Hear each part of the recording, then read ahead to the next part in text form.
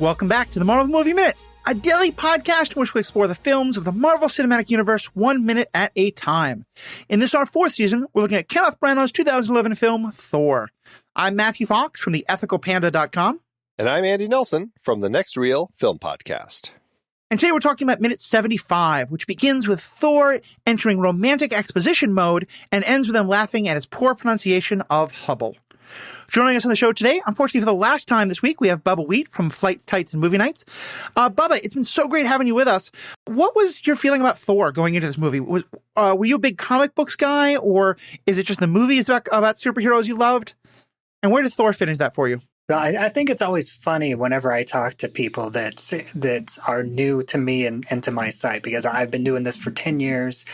You know, I've written reviews of over 500 superhero and comic book movies, but I'm not, and I've never been a comic book guy. My entry has always been the movies and the TV shows. I have branched out a little bit into comics here and there, but for the most part, I stick to the movies and TV section of it all. So this was whenever I got to this movie, which I didn't see it whenever it first came out. I would have seen it in my first year of doing my site, which was in 2012.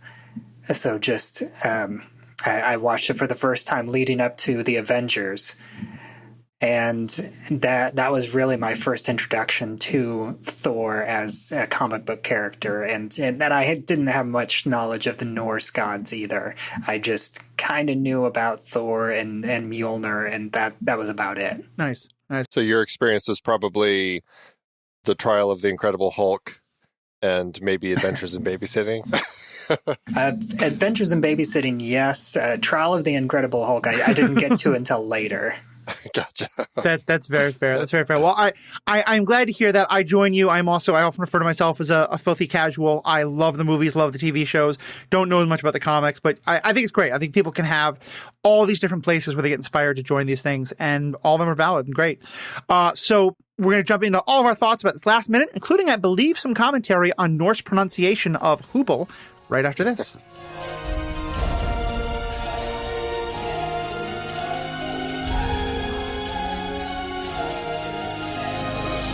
If you're looking for ways to show your love this holiday season, consider becoming a member of our show. If you're familiar with Patreon, you're familiar with kind of the way that platform works. We use their other platform called Memberful, and it allows us to build essentially a Patreon platform right into our own website. So, if you want to become a patron and show your love for the show this holiday season, head over to truestory.fm/Marvel Movie Minute, and you can find out what we offer to patrons. It's only $5 a month, or you can get a discount if you join at the annual rate.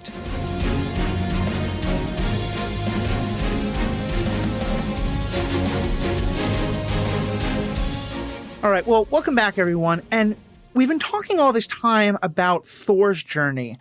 This moment, I think, is really big because, A, we're both seeing like Thor encouraging Jane, but this is also Jane's big moment because this is the moment where Thor's really encouraging Jane to not give up on her research, to not stop, and he goes into this exposition mode. What do you think is going on for Jane as he's coming to sort of really confirm all these things that she thinks are just these crazy theories that no one's ever going to believe? Yeah, I think the best moment of this minute for me is just how the movie focuses on Jane's face as he's doodling in her journal. And just, she is so focused on Thor, and she just has that brief moment of a smile before she lets it go away. And that is so great. And I think whether or not she believes that Thor is truly real at this point, at this moment, he is her personal savior. He is working for her. He is encouraging her. He is her biggest cheerleader right now. And at this point, that is what she needs. And it's so believable that at this moment, she is just falling hard for him, for somebody that that is there to lift her up. And she really needs that. I mean, she's at kind of like the lowest point she's been at right here. You know, S.H.I.E.L.D. had taken all of her stuff. I mean, she did finally get her journal back, so at least she has that. But we see her, I mean, she looks kind of like he did 10 minutes ago. She's kind of broken. She's hit this bottom where, you know, she just feels this government organization is just never going to let her do anything. And getting this push right here from Thor, this guy that she's kind of falling for, I mean, it's really kind of what she needs right now to kind of take those steps. I think that's why it works on so many different levels, because it's so important for her career development, you know, for her turning into the great scientist who we'll continually hear about, you know, either mentioned off screen or on screen, and then coming back to be a big part of the next upcoming movie. But also, you're right, that it's for her, like, you see that look on her face that all the feelings she's been holding back it's just all out there now. And it's so easy, especially with someone as gorgeous as Hemsworth, eyebrows not to be referenced, to play it off as the kind of Darcy, like, look at them. Like, that's not this. This is just like, this man sees me. This man, like, believes in me. And it's funny that you talk about how she's, like, not sure if he's real. I feel like that question works on both levels, because it could be, is he really this, like, person from another realm? And it also could be, is it really that a guy can be this genuine and kind and caring and have those biceps? Like, it's that kind of, both of them are kind of unrealistic to her, coming from the Donald Blakes of the world. Right. You know, just as another note, it's actually very interesting that he's saying that she's right, because, I mean, we've only seen hear her talking a few times about, like, the spaceman, Einstein-Rosen bridge, things like that, like, you know, I wouldn't think that on Asgard they talk about an Einstein-Rosen bridge. For them, it's a rainbow bridge, as he says. And so it's interesting that, I mean, they had that conversation in the car, obviously, which kind of pushes them to that point where I guess he's saying that she's right. But it's interesting because the whole idea of science and magic, which is obviously a big part of this minute, I guess that's really where it kind of comes together for him viewing the way that she's seeing all of this. Like, you know, he understands that she's getting it, even if it's not described in a way that they would describe on Asgard. Well, the sense that I get also is that there's a lot that he is learning off screen, you know, because he knows exactly where to go in the journal. Like, I get the sense he was flipping through the journal maybe while Eric was reading her diary, drunkenly expositing, you know. Oh God, that's another way to think of it. But, you know, also, like, they were in a car for 30 minutes. You know, there's probably a lot more that she told him that he was like, so. But yeah, it is just a beautiful scene. And I want to get into the exposition itself and what they talk about, because I feel like now we're going to get so many of our questions answered about the cosmos and how all this fits together. I do just need to bring up one last of those tropes that I love. Because if you watch a lot of those rom-coms, especially the Hallmark ones, but not often, 80% of them will have a minute where the woman, our heroine, has started to give up on her dream of opening the cookie bakery or of saving the town or of, you know, whatever it is. And the guy has his big breakthrough by supporting her through it. And so it's just one more of those boxes that this movie checked. And it's so doing them, like, in order in this 1 minute. I have to think the writer or Branagh or someone in their lives was, like, feeding this to them. Because it's just, I've seen him encouraging her, and in that moment, her seeing him and his true self. It's beautiful. I don't think it's an overused trope in this genre. In that one, it very much is. But in this, it's just so perfect. Yeah, it really is. I feel like what the Hallmark the trope that the Hallmark films likely are missing is having them then draw very poorly a sketch in their journal. I'm glad that I've never had to draw something for you as part of my work, because that's Picasso doing a tree from my perspective. But at the same time, and I don't know, I know you mentioned that you've studied Norse mythology, but in my 5 minutes of Google research, I noticed that her drawing of the planets is set up in what a lot of diagrams of the Norse mythology 9 realms are, and they do set the Yggdrasil in the same way, where Midgard is directly in the center, Asgard is directly above it, Helheim is down below it, and then you have the other ones on the outside. Right.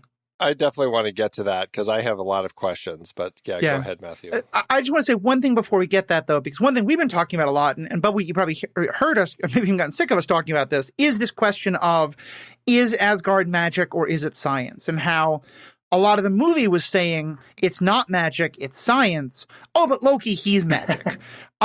So what do you take of his line where he says, your ancestors called it magic, we call it science. Well, your ancestors call it magic, you call it science. I come from a place where they're both one and the same. What does he mean by that? Well, I think that it is. I think it's a combination of both. I think that in this MCU Asgard, there is this magic, but it's a magic done through that they have discovered through scientific study. And so what Loki is doing is magic, but it's also has a scientific backing. Like he is doing things that can be backed up by scientific principles, but he's doing them as magic. Interesting. So for you, the Bifrost and like what Loki does, those are both the same kind of, it could be science, it could be magic. Yeah, kind of like how, in other magical explanations, they have like these magical ley lines that they can control through this magical energy. And I think that you could have that the same kind of magic in Asgard, and certain people are able to draw on it, but there's also this scientific explanation that they could, like if somebody asks them about it, they could give this scientific explanation for what they're doing. Mm-hmm. It's so tricky, and I feel like, I think that Marvel gave up on this argument, eventually, like especially by the time Doctor Strange came around. I think they're just like, oh yeah, magic really is a thing too. But in this particular film, it's tricky because I feel like they are trying to say Asgardian science is just so far advanced it appears like magic. But then they talk about how, Loki is doing magic. Odin cast a spell on Mjolnir and things like that. So I don't know. I guess in my head, I start going, well, I guess maybe they usually think that maybe they're just saying the stuff that Midgardians call magic, that's actually just science. They've just figured all that out. But there still is also another actual thing of magic. I don't know. I struggle with it, and I feel like I feel like later, they're just saying, don't worry about it. But yeah, I think it's a reminder that Feige was not in control at this point. Like we have one solid philosophy and ethos of how these things work in our universe, and all the directors have to some extent or another, follow that. We're still years away from that. And because I definitely, Andy, I'm more on your side of that. My impression has been all throughout that everyone has been saying that part of why Loki is kind of set apart is because he does magic, and it's weird and different because it's not scientific yet. And part of me wants to say is that maybe because he's not an Asgardian, but of course he learns it from his mother, who in mythology is part frost giant, I believe. No, he's I forget the exact lines, but frost giants are involved in his lineage. But she's a witch in Frigga in mythology, and sort of in here. We don't get that explanation for it either. But but I think I really want to believe in what you're saying, because I think that would make it logically make a whole lot more sense. I don't know how Loki quite fits into that, but I wish it was. And if so, then this Thor line by Thor makes total sense. Where he's kind of saying, like, not even that we've scientifically figured it all out, but that we've kind of science will figure out what it can, but there's also stuff that science hasn't figured out yet, and we're okay with that. Yeah, I think if you want to put it in scientific terms, Loki is like a hacker. That's fair. And so he's able to hack Asgardian technology, but they call it magic because that's their term for it. Well, we did jokingly say that that's what Odin was doing with Mjolnir, is he was just like Siri, he's just hacking it, and he's set a new app inside it that requires the okay, Mjolnir, accept new programming. right. I was going to say the OKG word, but my thing will actually respond if I do that. So right. So yeah, so let's go more into kind of what they say. So after that, so now he starts telling her about how right she is, and as you were saying, Bubbawheat, like I think she's listening to every word, but she's looking right at him, and it's just such this wonderful moment where she's so captivated by him, but also she looks so beautiful in this moment. He looks, eyebrows notwithstanding, so good in this moment. The firelight is just amazing to both of them, and then he goes into he starts sketching it out, and he says this line that's very odd to me because he says, "My father explained it to me like this." And then he just tells her what is, which to me, if I say my father explained it to me like this, I'm about to tell you the metaphor my father used to explain it to me. The birds and the bees or something like that. Yeah, exactly. Or like, think of Yggdrasil like a, fruit roll-up, like whatever the hell the metaphor is. And yet he then just tells her the thing. Did that line strike you as a little weird? Is he kind of just name dropping a bit? Is it just that all he knows is from his father, so that's how he says it? I don't know. I thought that he was, sharing the Yggdrasil metaphor that they're all connected by this giant tree. That they're not. It's not a literal tree. It's a metaphorical tree. Okay. Yeah. That'd make a lot of sense. And then that is definitely a diversion from the mythology to quite a bit, or at least the mythology as it's often interpreted. But when it comes to the gods, what we understand as metaphor or truth gets into very murky waters. But yeah, I think that could definitely make sense. Yeah, and it's funny because I know by the time we get to the end credits of the film, it's a lot of shots of traveling through space and all these beautiful space shots and everything. And at the end, we kind of see this space tree of constellations and everything. And I think that initially that was going to be at the beginning of the film, and we were going to come in through that to kind of find Asgard at the top of this literal, space, this kind of tree made up of all these stars and galaxies and everything. Yeah, bringing it back to the animated movie that I mentioned before, they do show in that film an alternate method of traveling between realms is by climbing the literal branches of Yggdrasil. Right. Yeah, and I feel like this space tree that that's at the end of the movie, I feel like that if they had gone that route, it would have been, like you were saying, Matthew, really kind of taken the metaphor out and just said, no, it really is this giant tree that's made up of all these galaxies and everything. And that would have been, I think, a little weird. And in the original mythology, certainly, there's a story that Odin hangs himself from the tree. It is very much a literal thing. But if part of the conceit of this movie is that mythology is what was created by humans, yeah, maybe they did hear them talking about this metaphor of a tree and they thought it was real. Yeah. We can go now we're getting to theology, which is another love of mine that is not part of this podcast. But it does raise for me another question that I have never quite understood. And Bubbawheat, I'd love to hear your thoughts on this. How does the 9 realms, which as the way they talk about it, they seem to believe that this encompasses all of reality, how does that play into the fact that we later learn about all these other planets that exist out there and also all these other dimensions that exist out there? And first of all, are the 9 realms all could the Starship Enterprise fly from Earth to all these different realms because they actually are just different points in space, or are they different dimensions? Is there something beyond just space travel that is involved when we go between them? I get the impression that it's basically like a connection or a collection of these 9 different planets, and they might be in different parts of the galaxy, and maybe to a certain extent, each one of those planets, at least from their perspective, they control that section of the universe. And each one of those planets is the center point of these 9 different quadrants of the universe.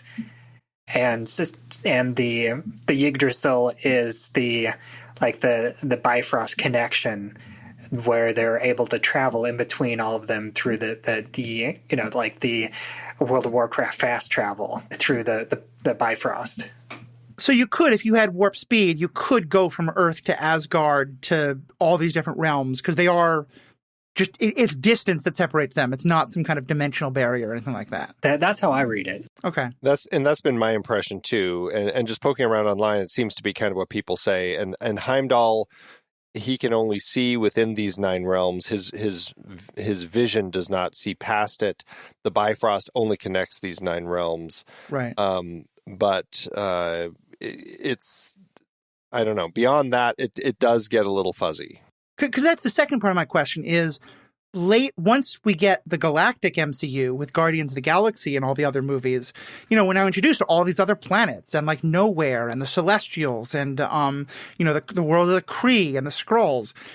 Is that just because when the Asgardians were coming up with the 9 realms, they didn't know about that, so they just thought that these 9 planets and the areas around them were all of reality, or would all of that fall into one of the 9 realms, or how does that all connect? I'm asking as you two have written this, but like we're at this moment of exposition. We're at the moment where Thor's trying to explain it all, so I want it all explained.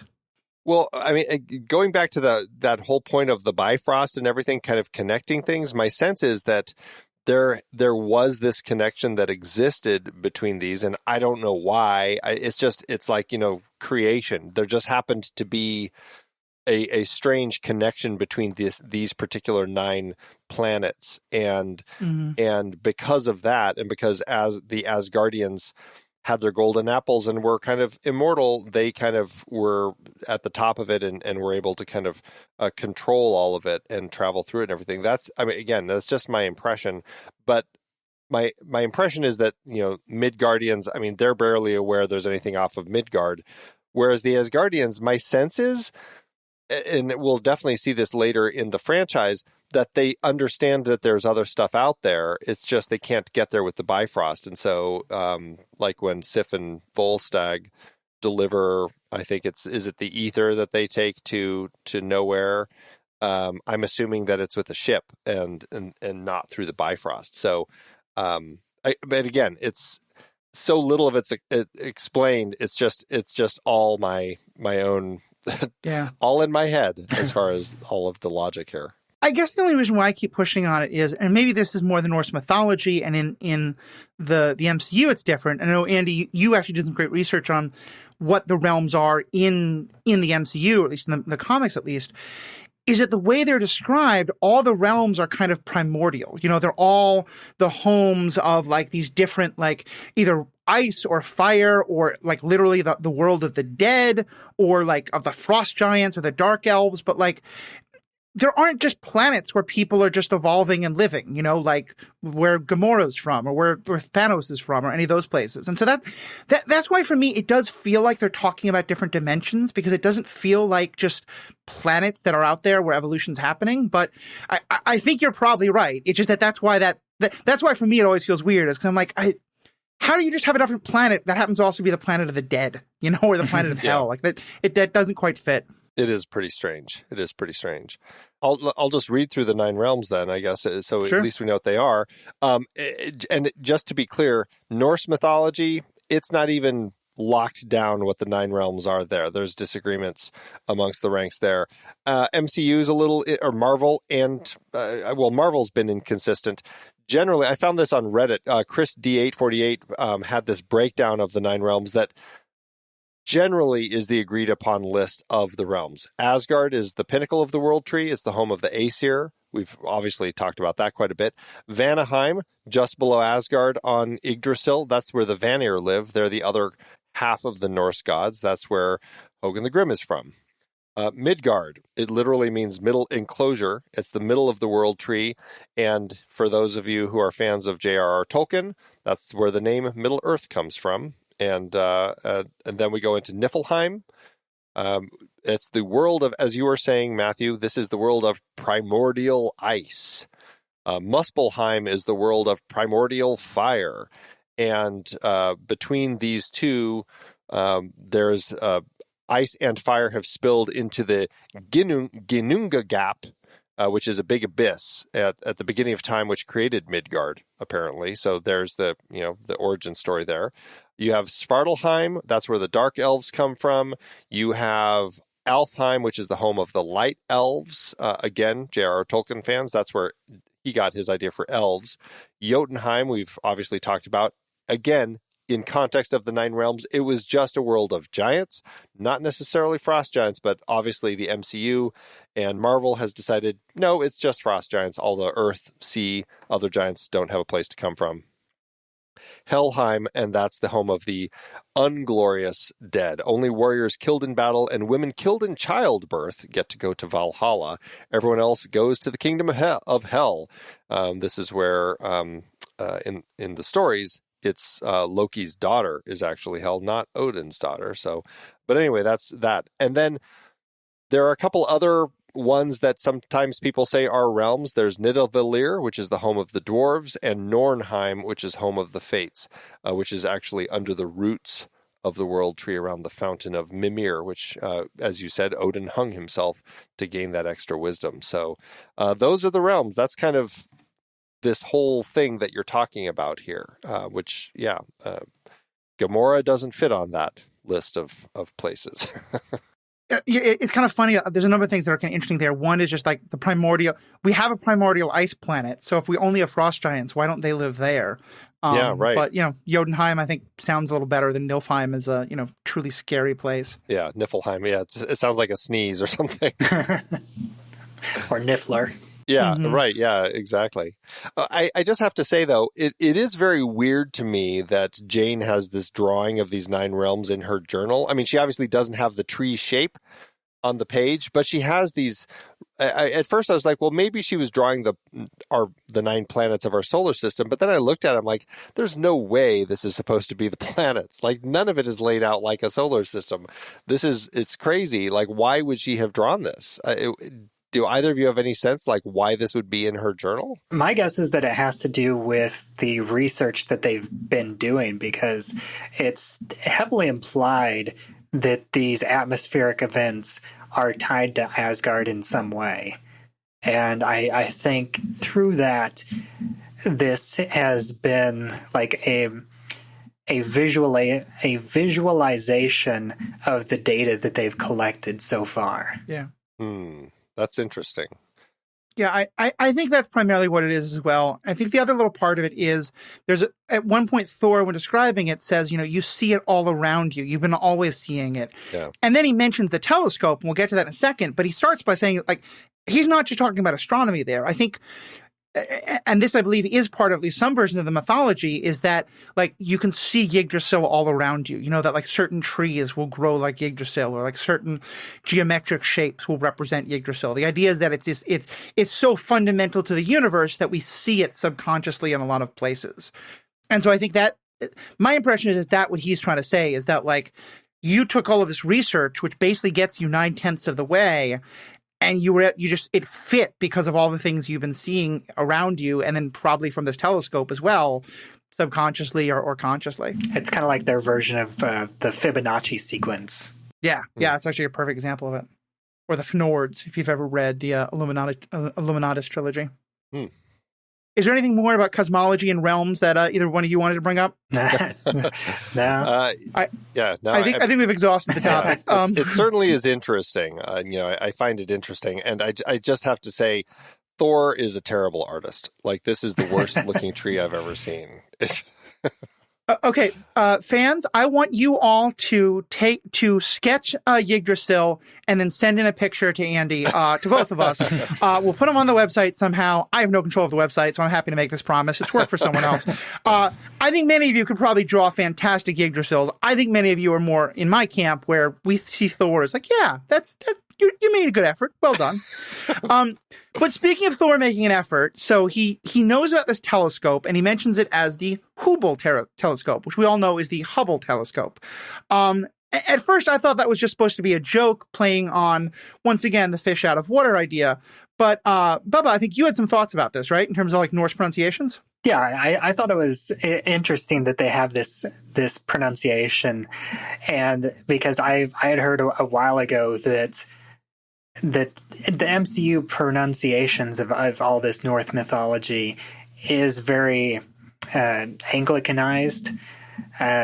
It's told from a very American perspective and an American accent, but a bit of a slight British because of the whole Shakespearean angle.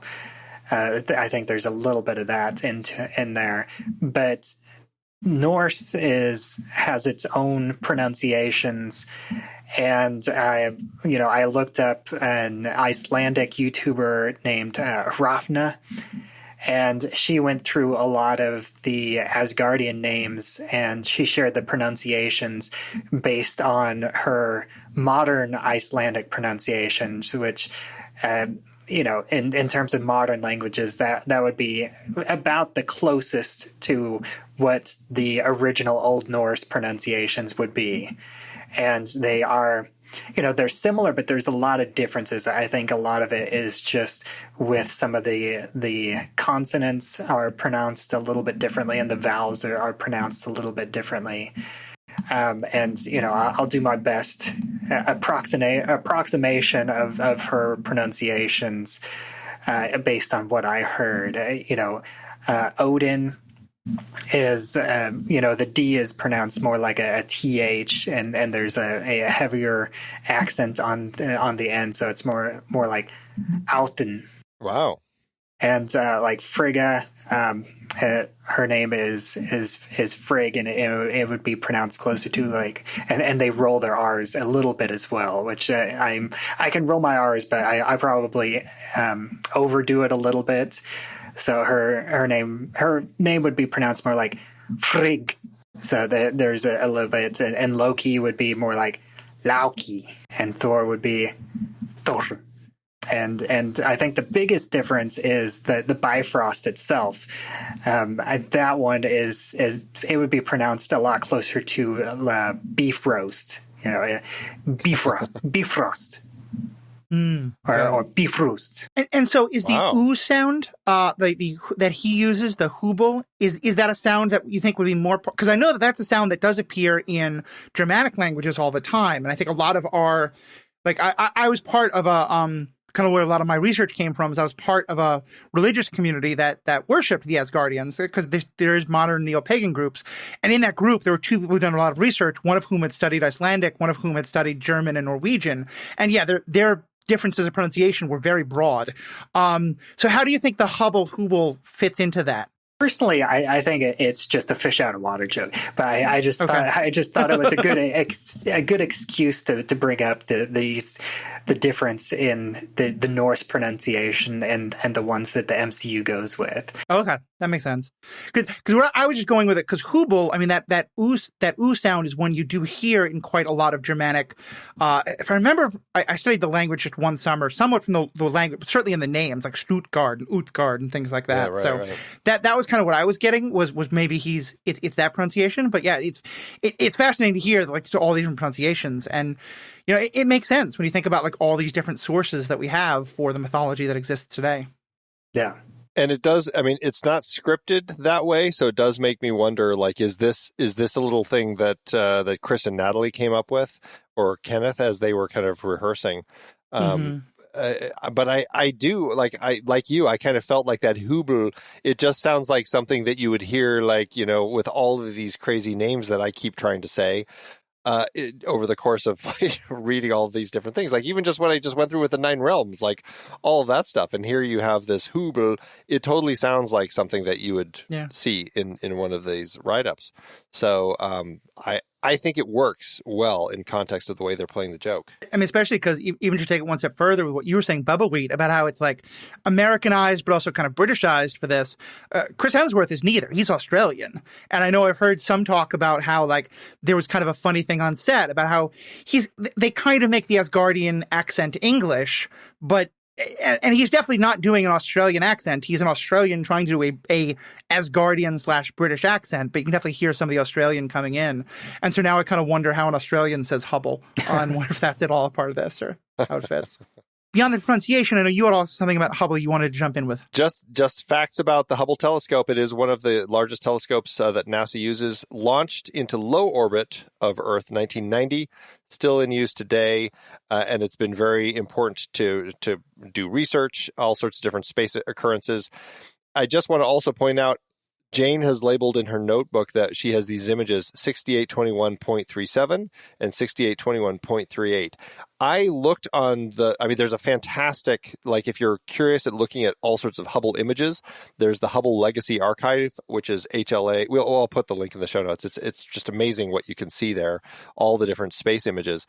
But I was looking around on the site. They don't code their images this way. So I think that this just must have been some made up way to kind of code images for the movie so that they could use whatever images they happen to find. But unless somebody knows what this code means, I'd love to know if there is actually some meaning behind these numbers for these images. Definitely let us know that. But especially if we're getting our astronomy folks to go diving deep, I think we also have to mention that the Hubble has been this incredible telescope and will continue to be.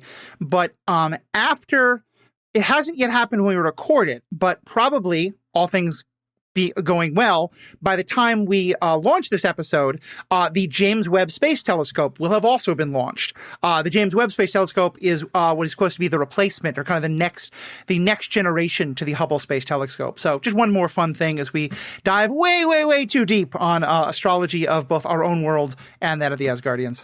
Are there any other last comments from either of you, but especially from you, Bubbawheat, about either this minute or just kind of the 5 minutes in total that we've talked about? I think I covered all of my notes that I had. I love these minute by minute breakdowns because, I'm the type of person that I love overanalyzing things. And the minute by minute format is definitely a perfect opportunity to overanalyze a movie. Well, and you've been a great guest because what we found is, I think Andy and I love all the overanalyzation, but for the most part, I want to analyze character motivation, and Andy wants to overanalyze, like, why is that DVD on the shelf? and you clearly have the love of both. So finding that details of the DVD is like, Andy, was that a detail you had picked up on? No, I missed that one. So I think that's the first time we've had a guest go that deep on the research of something that neither me nor Andy has caught. So awesome. Send you a T-shirt or something. I don't know. Again, that's their problem, not mine. But thank you again. You've been a fantastic guest. And just one more time, for people who want to find you, where can they find your stuff? Yeah, my central hub is pretty much flightstitesandmovienights.com. And I'm also relatively active on Twitter, where I'm at Bubbawheat.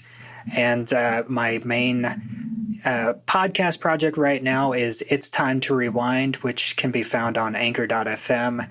And I also have a Facebook group that I'm trying to build for that. It's Time to Rewind, a time loop group where you can join and talk about the episodes of the podcast, as well as, time loop movies and TV shows in general. Yeah, we'll definitely check all that stuff out. Thank you again for being a part of these 5 minutes. Andy, thank you so much for all that you do to help make these minutes possible. And to our fans, you're why we do this. Thank you, and have a good day. Until next time, true believers.